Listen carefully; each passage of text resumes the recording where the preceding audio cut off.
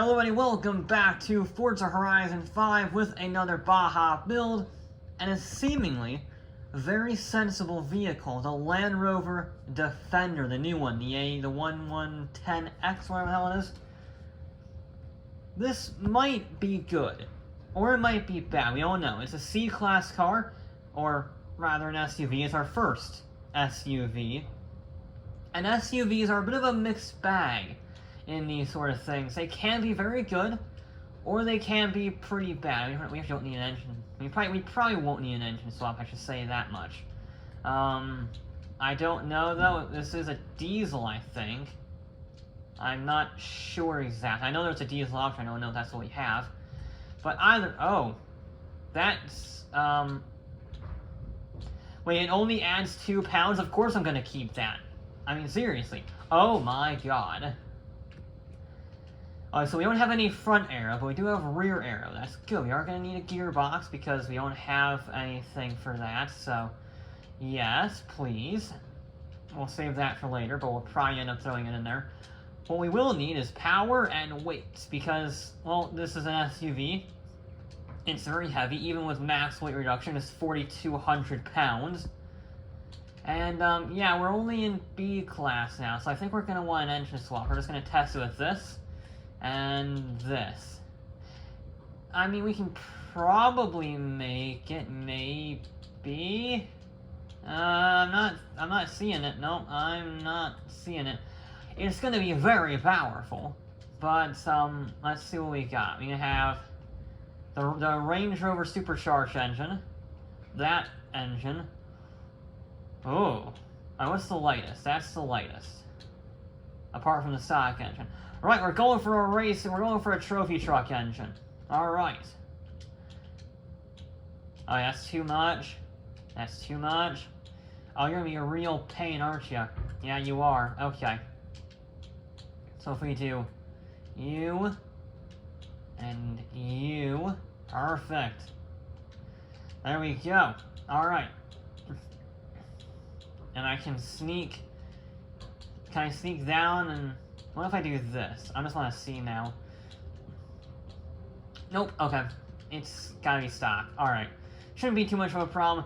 We have 929 horsepower, 700 foot-pounds of torque. It is very heavy, though. I have no clue how this is gonna fare. Now, our target time is the Maserati, still in a 226.4.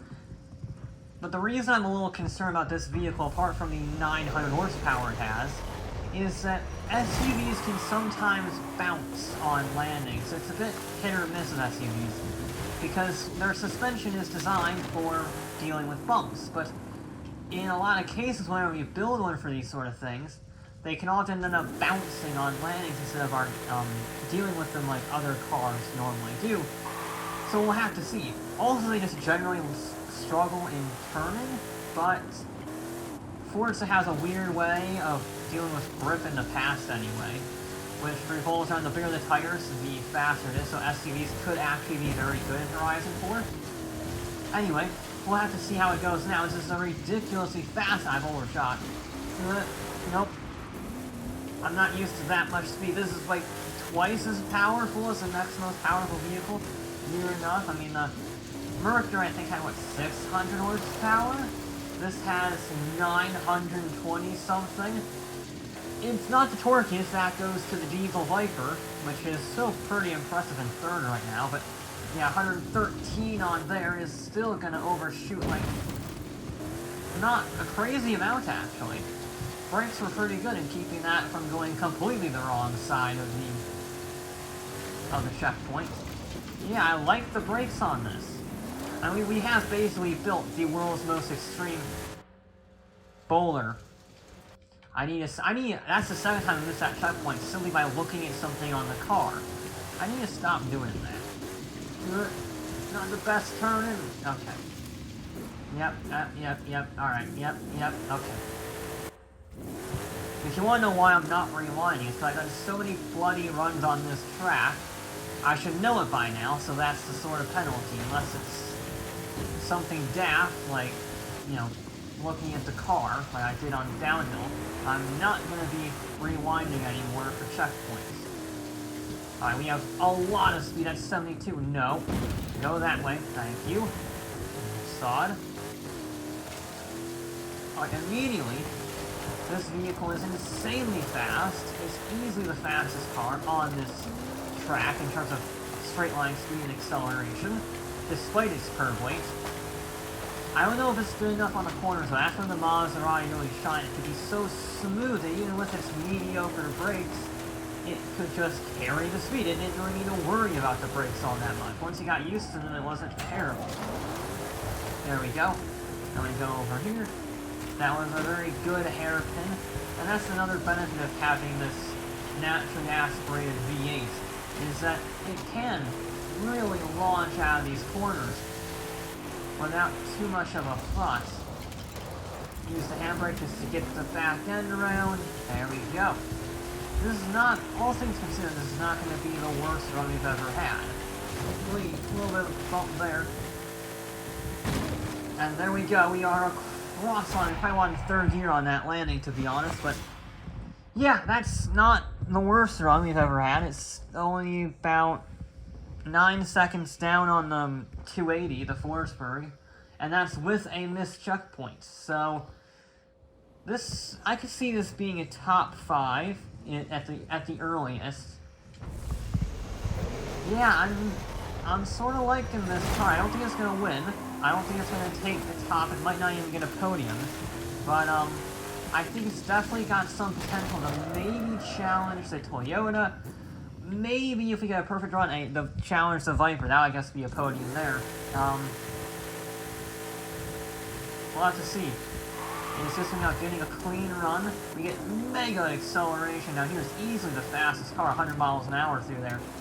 But then we struggle through the corner because we don't have any front aero, and we have a lot of weight. So we do struggle in that department. But if we just go here and then get on the brakes, 121, braked a little early actually. But that does give us a good run here. Better to brake early for that corner than brake late. We're already as fast as the Maserati, and we haven't even gotten to the true straightaway yet. We're not flat out through there, no. That's definitely not a flat out zone. And then we just cut in, lift off.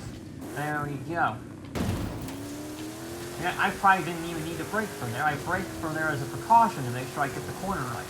But I don't really think I needed to brake there. That was very controlled. It landed very well. Landed very well indeed.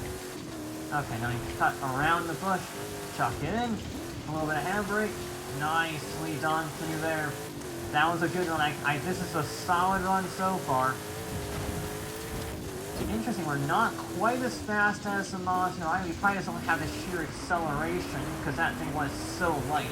It was almost a quarter. I think it is exactly a third of the weight of this thing.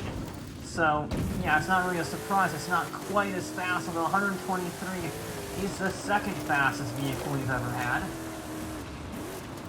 A little bit of handbrake just to get around the corner because the front end was not turning in. You don't want to properly slide it. You just want a little bit of handbrake assistance, just a little dab here and there to get the rear end rotating just a little bit so it can regain the traction immediately after.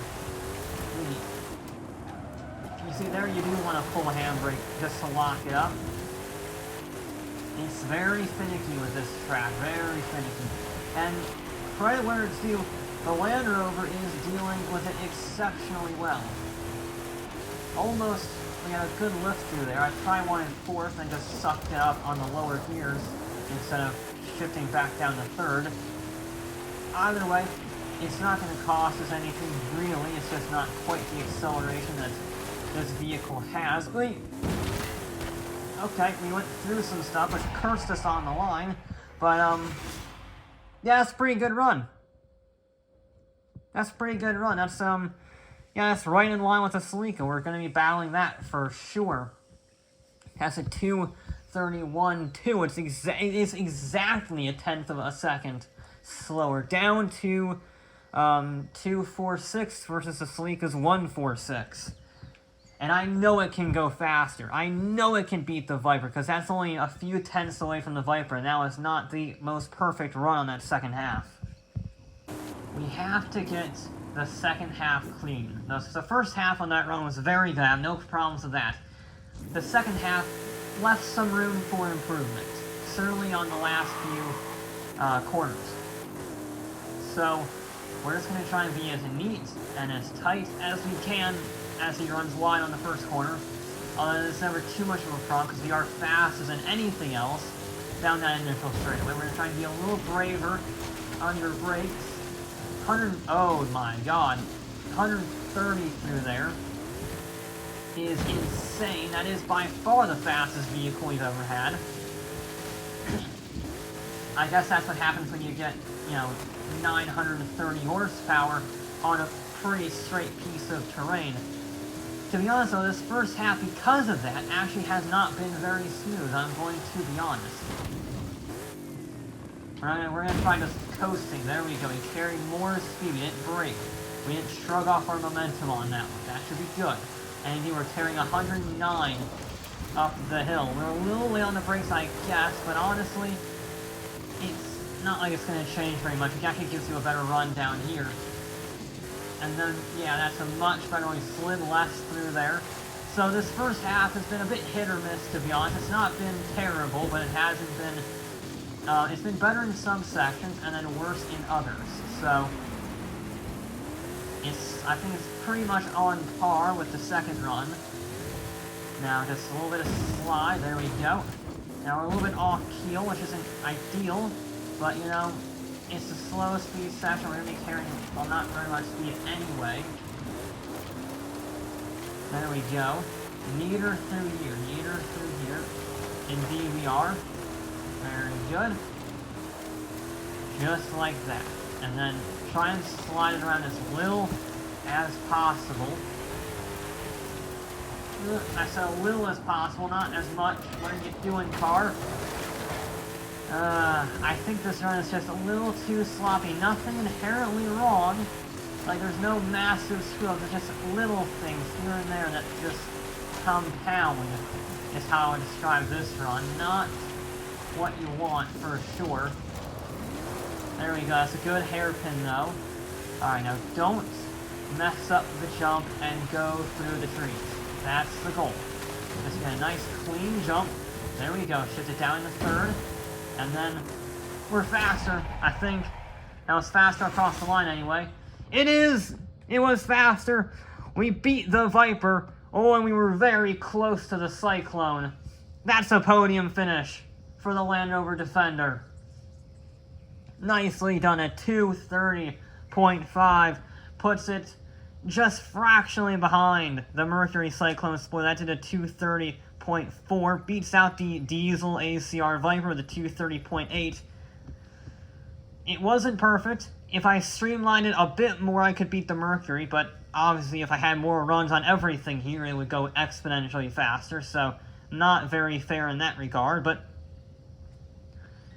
Defender, good. It's pretty good. I wouldn't say it's the best vehicle I've driven. I'm not a big fan of the front turn-in.